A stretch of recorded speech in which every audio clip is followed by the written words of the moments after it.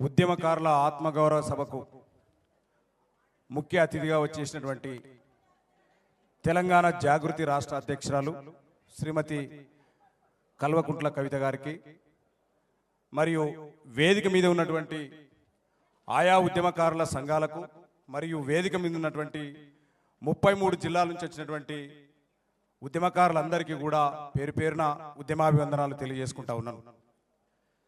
చాలా సంతోషం.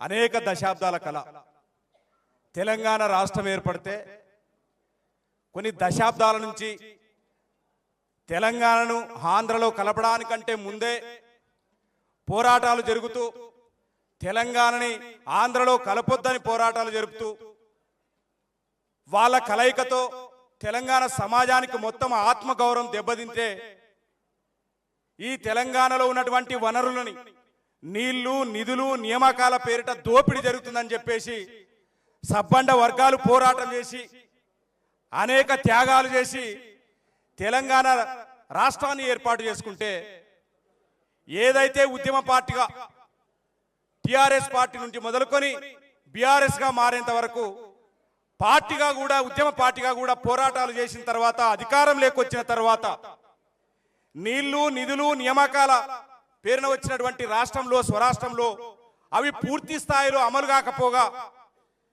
అనేక త్యాగాలు చేసి రాష్ట్రాన్ని తెచ్చుకున్నటువంటి ఉద్యమకారులు మాత్రం ఇప్పటికీ కూడా వాళ్ళ ఆత్మగౌరవం దెబ్బతింటుందని చెప్పేసి ఏ రాష్ట్రం కోసం అయితే కలలుగన్నారో ఆ రాష్ట్రం దిశగా ఆ యొక్క అమరుల యొక్క ఆశయాలను వారి యొక్క ఆ స్ఫూర్తిని మనం ముందుకు తీసుకెళ్లలేదని చెప్పేసి బీఆర్ఎస్ పార్టీలో ఉన్నప్పటి నుంచి కూడా ఆనాటి టీఆర్ఎస్ నుంచి నేటి బీఆర్ఎస్ గా మారిన పార్టీలో ఉద్యమ పార్టీగా నుంచి మొదలుకొని అధికారంలోకి వచ్చిన తర్వాత కూడా లేదు, మనం ఎందుకోసమైతే తెలంగాణని తెచ్చుకున్నామో ఆ తెలంగాణ పూర్తి స్థాయిలో రాలేదు,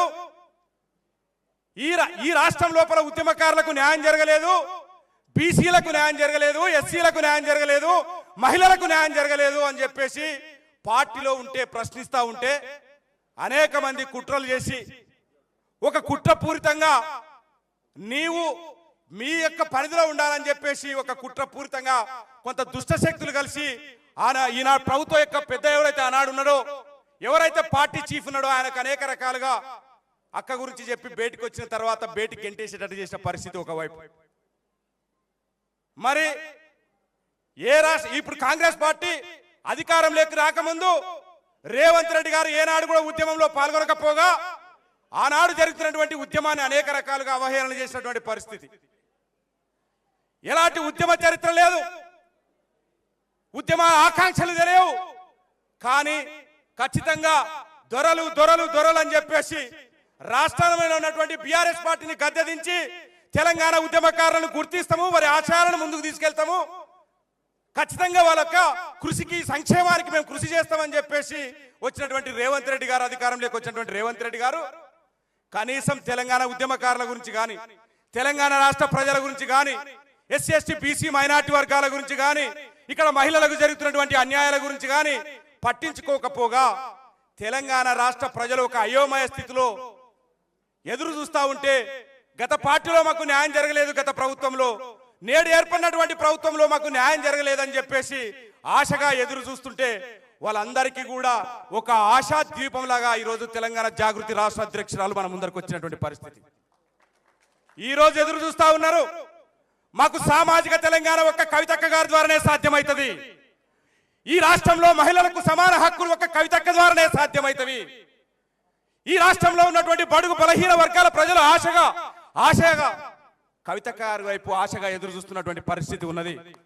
ఇక్కడ ఎంతో మంది ఉద్యమకారులు ఆవేదన వ్యక్తం చేస్తా ఉన్నారు, మేము పోరాడినాం, మా కుటుంబాలు రోడ్డున పడినాయి, మమ్మల్ని గుర్తించలేదు, కనీసం మాకు గుర్తింపు కార్డులు ఇవ్వలేదు, ఏదైతే అనేక హామీలు ఇచ్చినారో మమ్మల్ని చూసుకుంటామని చెప్పేసి మా బాగోగులు చూసుకుంటామని చెప్పేసి హామీలు ఇస్తే మేము ఈ రోజు 3 పూటలకి తిండి లేని పరిస్థితి, అనారోగ్యాల పాలైతే హాస్పిటల్లో చూపించుకోలేని పరిస్థితి, మా పిల్లలకు విద్యను అందించలేని పరిస్థితి ఉన్నది. అయ్యా, ఈ రాష్ట్రం ఎవరి కోసం సంపాదించినాము, ఎవరి కోసం త్యాగాలు చేసినాము, ఎవరి కోసం మేము జైలుకి వెళ్ళినామని చెప్పేసి ఈ రోజు ఉద్యమకారులంతా కూడా ఆవేదన వ్యక్తం చేస్తూ ఉంటే ఈరోజు ఒక ఆశా జ్యోతిలాగా ఈరోజు మనందరి ముందరికి వచ్చి మీ అందరి కోసం మేమున్నామని చెప్పేసి నేను గతంలో పార్టీ అధికారంలో ఉన్నప్పటి నుంచి కూడా ఉద్యమకారుల గురించి ప్రశ్నిస్తానే ఉన్నాను. ఇక్కడ బీసీ ఎస్సీ ఎస్టీ మైనార్టీ వర్గాల గురించి ప్రశ్నిస్తూనే ఉన్నాను. ఖచ్చితంగా అక్కడ అడగలేని న్యాయం చేయలేని పరిస్థితుల్లో ఉంటే ఈరోజు బయటకు వచ్చి నేను మీ ముందుంటాను, మీకోసం పోరాడతానని చెప్పేసి మన ముందుకి శ్రీమతి కల్వకుంట్ల కవిత గారు ఈరోజు రావడం జరిగింది. చాలా సంతోషం. ఇకనైనా తెలంగాణ ఉద్యమకారుల ఆకాంక్షలు నెరవేరాలని, ఇక్కడ ఉన్నటువంటి యువత ఆకాంక్షలు నెరవేరాలని, ఈ రాష్ట్రంలో మహిళల యొక్క సమాన అవకాశాలు రావాలని, ఈ రాష్ట్రంలో ఎస్సీ బీసీ మైనార్టీలకు దక్కాల్సిన వాటా దక్కాలంటే కూడా ఖచ్చితంగా మీలాంటి వాళ్ళు మా ముందుకు వచ్చి మమ్మల్ని చూసుకొని మాకు ఒక ఆశా ద్వీపంలా ఈ రోజు రాష్ట్రంలో కనిపిస్తా ఉన్నారు శ్రీమతి కల్వకుంట్ల కవిత గారు. కాబట్టి ఈ సందర్భంగా ఇక్కడ వచ్చినటువంటి ఉద్యమకారులకు అందరికి ఒకటే తెలియజేస్తా ఉన్నాను, ఒకసారి ఆలోచన చేయండి. గత ప్రభుత్వం కూడా చేయాల్సిన స్థాయిలో చేయకపోగా ఉద్యమకారులను కూడా అవమానకరించినటువంటి మాట చాలా నగ్న సత్యం, అది ఒప్పుకోవాల్సిందే. వాస్తవం ఇది. ఎందుకోసం అంటే ఒకవేళ ఆనాడు పార్టీలో ఉండు అనేక రకాలుగా చెప్పినా కూడా, ప్రభుత్వంలో ఉన్న చెప్పినా కూడా పట్టించుకోకుండా ఈ రోజు ఈ దుస్థితి వచ్చింది. ఎవరైతే ఈనాడు అధికారం లేకొచ్చినారో, రేవంత్ రెడ్డి గారు అధికారం లేకొచ్చి కనీసం తెలంగాణ అసలు ఉద్యమ సోయేదైనటువంటి ముఖ్యమంత్రి ఈ రోజు మన నెత్తి మీద ఉన్నాడంటే మేము ఒక పాలమూరు బిడ్డగా మేము సిగ్గుపడతా ఉన్నాం.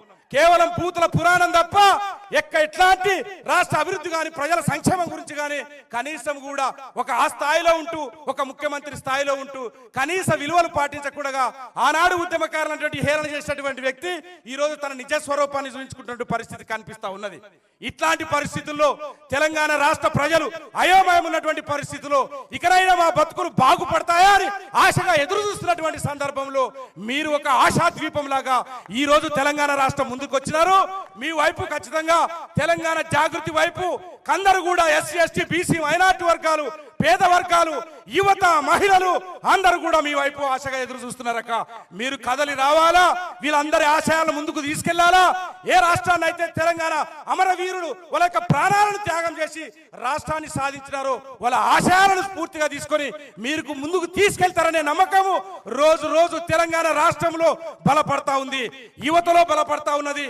మహిళలు ఆశగా ఎదురు చూస్తా ఉన్నారు, యువత మాకు ఉపాధి కల్పిస్తారని ఆశగా ఎదురు చూస్తున్నారు, ఉద్యమకారులు ఆశగా ఎదురు చూస్తున్నారు. ఈ రోజు ఫిబ్రవరి 12న తెలంగాణ రాష్ట్ర చరిత్రలో ఒక మైలురాయిగా నిలవబోతుంది భవిష్యత్తులో. ఖచ్చితంగా ఎందుకోసం అంటే రాష్ట్రం ఏర్పడిన తర్వాత కూడా, ఇన్ని సంవత్సరాల తర్వాత కూడా ఉద్యమకారులకు దక్కాల్సినటువంటి ఆత్మగౌరవం దక్కలేదని, తెలంగాణ రాష్ట్ర ప్రజలకు దక్కాల్సిన ఆత్మగౌరవం దక్కలేదని ఈ రోజు ఆ ఆత్మగౌరవాన్ని సాధించడానికి నడుము కట్టినటువంటి కవితక్క గారికి తెలంగాణ రాష్ట్ర ప్రజలందరూ కూడా స్వాగతం పలకాల్సిందే. అక్క అడుగులో అడుగై మనం అందరం నడవాల్సిందే అని ఈ సందర్భంగా తెలియజేస్తూ ఈ అవకాశం మీ అందరికీ పేరు పేరున ధన్యవాదాలు తెలియజేసుకుంటున్నాను. జై తెలంగాణ.